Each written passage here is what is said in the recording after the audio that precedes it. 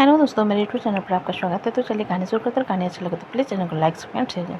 सिंह हवेली में नीचे खड़ी लड़की की बात सुनकर अथर्व गुस्से से चिल्लाते हुए बोला, और आगे कुछ बोलेगी ना तो ये दस का जूता निकाल कर मुँह पर मारूंगा मैं। रुद्रा अथर्व की बात सुनकर बाकी लोगों की तरफ देखते हुए, यार हम यहाँ से पतली गली लेकर निकलते हैं। रुद्र की बात सुनकर सभी अपना सिर हिला देते और वहाँ से जाने लगते हैं, जिस पर नीचे खड़ी लड़की गुस्से से कहती, अरे बाबले होके थम सब लोग, कहाँ भाग रहे हो? विप्लव उस लड़की की बात पर जल्दी से खड़ा होकर बोला, हम कहीं नहीं भाग रहे थे दीदी, हम तो बस एक्सरसाइज कर रहे थे, आप भी एक्सरसाइज करो। विप्लव की बात पर वो लड़की कुछ कहते उससे पहले ही पीछे से हिमांशी आते हुए बोली, क्या हुआ जीजी, थम चिल्ला किस पे रही हो?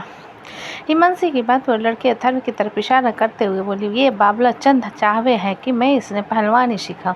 हिमांशी उसकी बात सुन अथर्व की तरफ देखते हुए बोली, बड़े भैया ये मेरी दीदी है अक्षिता सिंह, बताया था ना आपको पहलवानी करती है, तो आप इनके साथ क्यों छेड़छाड़ कर रहे हो? अथर्व हिमांशी की बात सुनकर अक्षिता की तरफ इशारा करते हुए बोला, पागल खाने लेकर जाकर इसका इलाज करवाओ, और अपना भी सब पागल भरे पड़े हैं उनके खानदान में।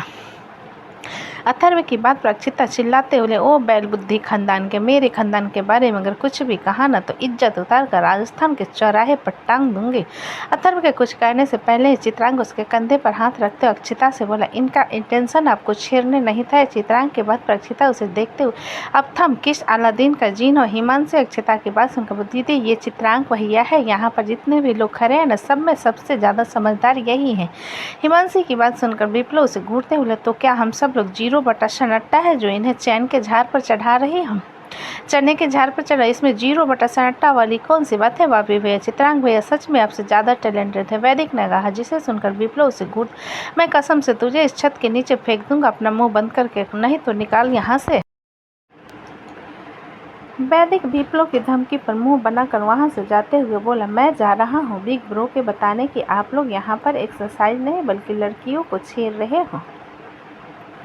इतना कहकर वैदिक दौड़ते हुए नीचे की तरफ चला जाता है। वहीं सुधांशु वैदिक की धमकी को सुनते हुए विप्लव से बोला, मैं जा रहा हूँ, दीदी को अगर पता चल गया तो मुझे बहुत डांटेगी। जिसे सुन रुद्र सुधांशु के कंधे पर हाथ रखकर बोला, ठंड रखो साले साहब, मैं जाने मन को संभाल लूँगा, उसे बाद में संभालना। पहले तुम ये बताओ कि तुम उन्हें जाने मन क्यों कह रहे हो? वहाँ पर खड़े धैर्य ने रुद्र को घूरते हुए पूछा, जिसके जवाब में रुद्र धैर्य को देखते हुए बोला, मैं तो उसे हमेशा से जाने मन कहता हूँ, रिश्ते में तो दीदी होगी ना, सो कॉल हर सिस्टर, धैर्य ने कहा। जिसे समझते हुए रुद्र धैर्य की आंखों में आंखें डालकर बोला, 1 मिनट, कहीं आस्की तो नहीं हो गई मेरी जाने मन से? तो बता दो, उसका पति किसी कटप्पा से कम नहीं है। इट्स माई मैटर कि उनके पति कैसा है, लेकिन तुम इस तरीके से उनके साथ बदतमीजी नहीं कर सकती। धैर्य ने अपने दांतों को चबाते हुए कहा, जिसे सुनकर रुद्रा अपने कदम पीछे लेकर बोला, फाइनल हार गया मैं, लेकिन एक बात कान खोलकर सुन लो, वो अपने पति की है, मैं ज़बरदस्ती नहीं की, तो मैं उम्मीद करूँगा कि तुम भी ये हरकत नहीं करोगे, वरना तुमने रावण की कहानी तो सुनी होगी, अपनी मौत का वो खुद जिम्मेदार था।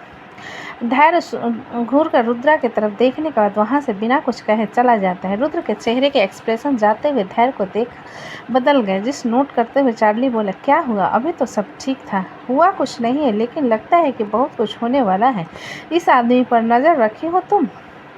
रुद्र ने बात टालते हुए धैर्य की तरफ इशारा करके कहा, जिसे सुनकर चार्ली अपना सिर हिला देता है। इधर दूसरी तरफ विप्लव अक्षिता से बोला, दीदी आप काफ़ी सुंदर लगती हो, मास्क क्यों लगा रखा है? हिमांशी विप्लव की बात पर बोली, वो दीदी को लड़के वाले देखने आ रहे हैं ना, तो मानसा ने ज़बरदस्ती लगा दिया है। हिमांशी की बात सुन अथर्व अक्षिता के ऊपर से लेकर नीचे तक घूरते हुए बोला, अकेले में मिल मत जाना, तुम्हारी सारी होशियारी निकाल दूंगा। अक्षिता अथर्व की बात पर उसे घूरते हुए, जे बिल्कुल सही है, मारे राज्य, मारे जिले और मारे इलाके में आकर मारे को धमकी दे रहे हैं, थारे को मारना है क्या? अथर्व अक्षिता की बात पर हिमांशी की तरफ देखते हुए बोला, मानसी तुम आज हमें कहीं घुमाने ले जाने वाली थी? नहीं बड़े भैया, आज दीदी को लड़के वाले देखने आ रहे हैं ना, तो उनके खाने पीने की तैयारी करना मेरी जिम्मेदारी है, मैं नहीं आ पाऊँगी, हिमांशी ने जवाब दिया। जिसे सुनकर विप्लव हिमांशी से बोला, देख कर कहीं लड़का तुम पर न फिसल जाए, फिर तुम रोना शुरू कर दोगे। विप्लव के मजाक उड़ाने पर हिमांशी उसकी तरफ देखते हुए बोले, मुझे तुमसे दूर रहने के लिए कहा गया है, इसलिए बात मत किया करो मुझसे। इतना कहकर हिमांशी अक्षिता की तरफ देखते हुए बोली, जीजी चलो। हिमांशी की बात पर अक्षिता उन लोगों की तरफ इशारा करते हुए हिमांशी से बोली, मैं थारों को समझ रही छोरी, जे लड़कों बग्घों से दूर रही हो। हिमांशी अक्षिता से डरती थी, जिस कारण वो उसके गुस्से भरी आवाज़ पर जल्दी से अपना सिर हिलाते हुए बोली, ठीक है जीजी। इतना कहकर हिमांशी नीचे की तरफ चली जाती। अक्षिता एक नज़र अथर्व को घूरने के बाद हिमांशी के पीछे चली आती है। उन लोगों के जाने के बाद विप्लव रेलिंग पर बैठते हुए गहरी सांस भर कर बोला, बड़ी तीखी चीज़ है यार, उसका सारा तीखापन निकाल दूंगा मैं। अथर्व ने धीरे से खुद में कहा। चित्रांग अथर्व के चेहरे के एक्सप्रेशन को देखकर अथर्व अपने शीर्ष में आते हुए चित्रांग की तरफ देखता है, जिस पर चित्रांग उसके कंधे पर हाथ रखते हुए कहता, हम सिर्फ कुछ दिन यहाँ घूमने आए हैं, कुछ भी तमाशा मत करना। चित्रांग की बात सुन अथर्व उसके हाथ को अपने कंधे से हटाते हुए वहाँ से बिना उसकी बात का जवाब दिए चला जाता। चित्रांग एक नज़र अपने हाथ को देख गहरी सांस भरते हुए सब लोगों की तरफ देखकर बोला, चलिए सभी लोग नीचे चलते हैं। चित्रांग की बात सुनकर सभी लोग अपना सिर हिला देते हैं और नीचे की तरफ चले जाते हैं। इधर दोपहर का वक्त था। हवेली के बाहर 3 गाड़ियाँ आकर रुकती हैं। नैना अपने कुछ फ्रेंड्स के साथ एक गाड़ी से बाहर आती है और दूसरी गाड़ी से चिराग बिना किसी एक्सप्रेशन के नीचे उतरता है। नैना पूरी हवेली को देखते हुए चिराग की तरफ देखकर बोली, ब्रो ये जगह काफ़ी सुंदर है ना। चिराग नैना की बात सुनकर आंखें रोल करते हुए बोला, गो टू हिल, मुझे बस लड़के से मिलना है। जिसे सुनकर नैना थोड़ा सा उदास होते हुए, ब्रो मेरी शादी हो रही है, आप लड़का देखने नहीं आए हैं। चिराग नैना की बात पर उसे घूरते हुए बोला, ओह रियली, तुम्हारे लिए मैंने अमेरिका में एक सेटल जॉब ढूंढी थी, फिर तुम्हें जो करना था करती, लेकिन नहीं, तुम्हें तो शादी की पड़ी हुई है, क्या रखा है शादी में। टीचर नैना के कुछ कहने से पहले चिराग के कान में ये आवाज़ गई। उस आवाज़ को सुनते ही चिराग के दिल की धड़कन बढ़ जाती और वो हवेली के दरवाजे की तरफ देखता है, जहाँ पर महक हमेशा की तरह एक शादीशुदा लड़की की तरह मंगलसूत्र सिंदूर गहने में एक पीले रंग की साड़ी में खड़ी थी। महक चिराग की तरफ देखते हुए सीढ़ियों से उतरते हुए नीचे आती है और चिराग की तरफ देखकर मुस्कुराते हुए कहती है, मुझे जब पता चला कि नैना आपकी बहन है, मुझे बहुत अच्छा लगा। महक की बात पर चिराग होश में आते हुए बोला, हाँ लेकिन तुम यहाँ क्या कर रही हो। नैना चिराग की बात पर बोली, ब्रो मैं इनके ही फैमिली फ्रेंड से शादी कर रही हूँ, इसलिए इनको तो आना ही था। जिसे सुनकर चिराग नैना को एक नज़र घूरने के बाद नर्म आंखों से महक की तरफ देखते हुए बोले, तुम यहाँ अकेली आई हो। बिल्कुल नहीं, मैं उसके साथ आया हूँ, इसलिए तुम्हें मेरी बीवी का ख्याल रखना नहीं पड़ेगा। मिस्टर डांसर मृत्युंजय ने अपनी गोद में अव्यक्त को पकड़े नीचे आते हुए कहा। अव्यक्त के हाथ में स्ट्रेस बॉल थी, जिसे वो कसकर पकड़े चिराग को घूर रहा था, क्योंकि वो महक के सामने खड़ा था। वहीं मृत्युंजय की आवाज़ सुन चिराग उसकी तरफ देखते हुए बोला, वैसे मैं महक का अच्छे से ख्याल रख सकता हूँ। चिराग की बात पर मृत्युंजय अपने दांत को चबाते हुए, सुना था पिछली बार तुम सीढ़ियों से गिर गए थे, शायद कुछ ज़्यादा ही चढ़ने की कोशिश कर रहे थे, इसलिए इस बार भी ऐसा ही हुआ, तो जरा संभल कर कदम रखा करो। मृत्युंजय की आवाज़ में एक वार्निंग के महसूस करते हुए चिराग क्रेपी व स्माइल के साथ मृत्युंजय की तरफ देखते हुए बोला, चलो मुझे इस रिश्ते से कोई एतराज़ नहीं है। मृत्युंजय चिराग के स्माइल को देखते हुए दांतों को आपस में किटकिटाते हुए बोले, तुम्हारे रिश्ते के लिए हाँ कहने और ना कहने से क्या होता है, जो होना है वो तो होकर रहेगा। मैं उन दोनों के शरीर से आते हुए और को महसूस करके थोड़ा हिचकिचाते हुए, आप दोनों ऐसे बातें क्यों कर रहे हैं जैसे दुश्मन हो। नैना जो कि चिराग के फीलिंग्स को महक के लिए अच्छे से जान रही थी, महक की बात पर बात को टालते हुए बोले, दुश्मन नहीं है, काफ़ी अच्छे दोस्त है। महक नैना की बात सुन चिराग की तरफ इशारा करते हुए, दोस्त तो नहीं हो सकते, क्योंकि जब कंपटीशन के टाइम पर ये मुझे डांस सिखा रहे थे तब मृत्युंजय के साथ इनकी लड़ाई हो गई थी, तभी से हम दोनों में कुछ बात सिमिलर होने के लगी।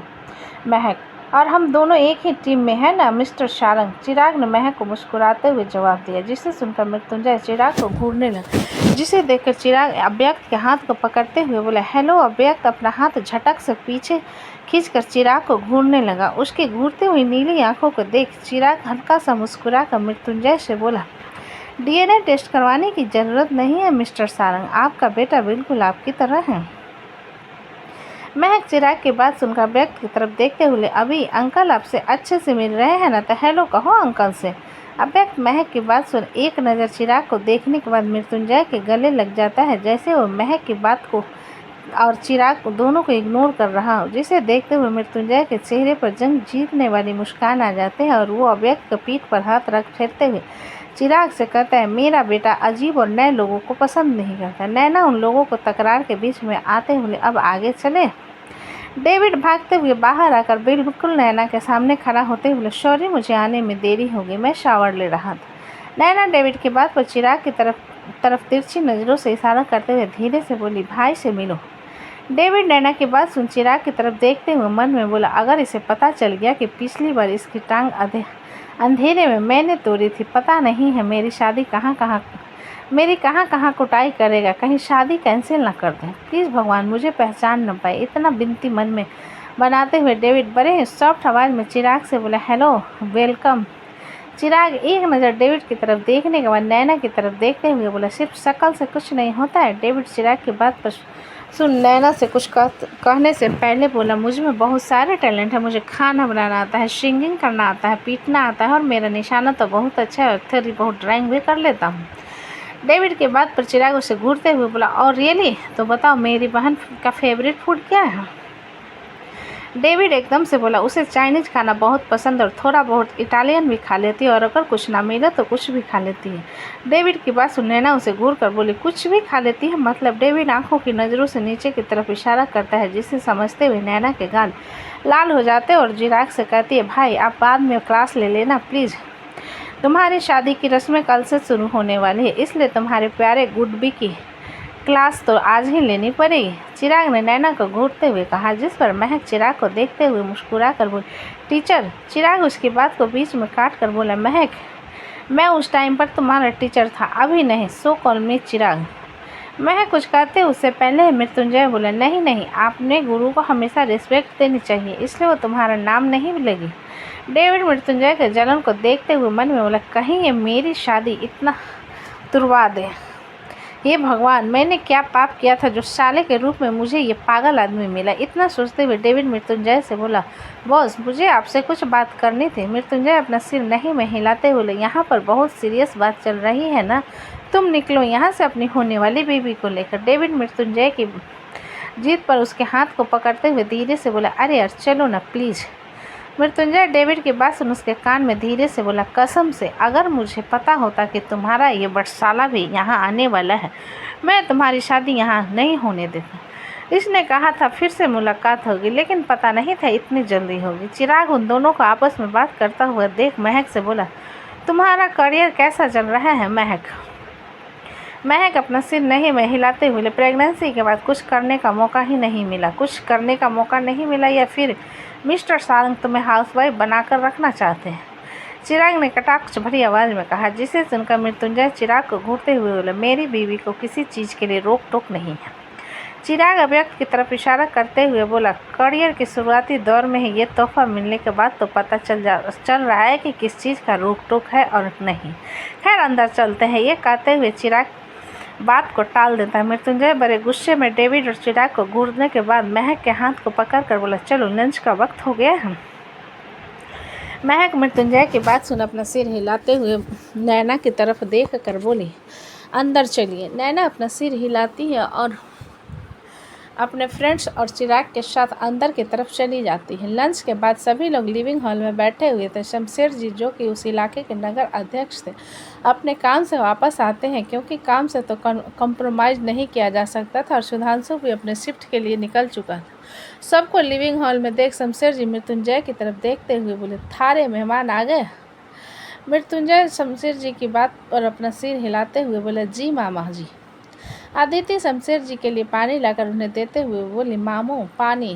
थारा शुक्रिया छोरी। शमशेर जी ने मुस्कुराते हुए उसके हाथ से पानी, जिस पर अदिति मुस्कुरा देती और किचन की तरफ चली जाती है तो शमशेर जी वहाँ सोफे पर बैठ जाते हैं और उनकी नज़र चिराग पर जाती है, जो कि बिना किसी पर ध्यान दिए अपने फ़ोन को स्क्रॉल कर। शमशेर जी चिराग को कुछ पल देखने के बाद बोले, छोरा।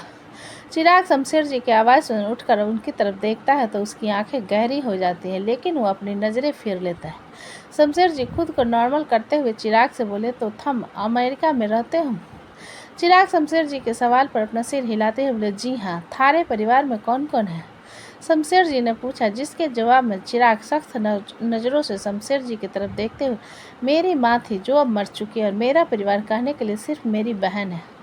शमशेर जी की चिराग के बाद सुन हल्का सा मुस्कुरा कर बोले, कोई समस्या कौन ही छोड़ा। जे घर में थारे कोई प्रॉब्लम ना होगी। चिराग शमशेर जी की बात पर बस अपना सिर हिला देता है और शमशेर जी आगे कुछ न पूछते हुए अव्यक्त अपनी गोद में लेकर मृत्युंजय से कहते, मैं जरा थारे खिलौने से खेल कर आऊँ सू। रिदम शमशेर जी की गोद में अव्यक्त को देखकर सोफे से उतरते हुए जाकर उनके पैर को पकड़ लेता है, जैसे कह रहा हो मुझे भी गोदी में चढ़ना। जिसे समझते हुए शमशेर जी मुस्कुराकर रिदम को अपनी गोद में उठाकर बोले, थारे को भी मेरा प्यार चाहिए छोरा। समृति मृत्युंजय की गोद से अव्यक्त को उतरता हुआ देख जल्दी से रेंगते हुए जाकर मृत्युंजय के पैर पकड़ लेती है, जिसे देखकर मृत्युंजय उसे अपनी गोद में उठा लेता है।